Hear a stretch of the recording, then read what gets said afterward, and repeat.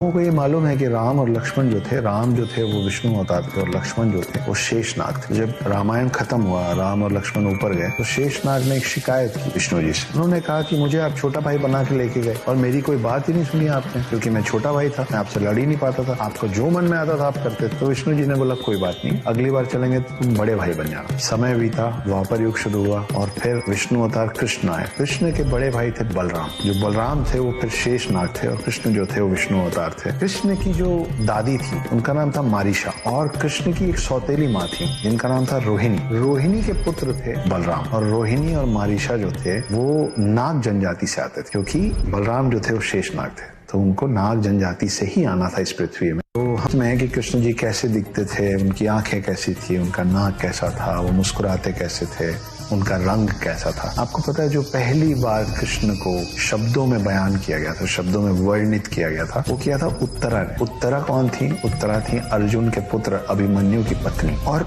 उत्तरा ने जो लिखा था कि कृष्ण कैसे थे, कैसे दिखते थे, उनका रूप जिन शब्दों में उन्होंने वर्णित किया था, उन शब्दों के आधार पर कृष्ण की छवि बनाई गई, उनको उकेरा गया। वो किया था वज्रनाभि ने। वज्रनाभि कौन थे? नए नए नाम है ना। वज्रनाभि थे कृष्ण के परपोते, ग्रेट ग्रैंडसन।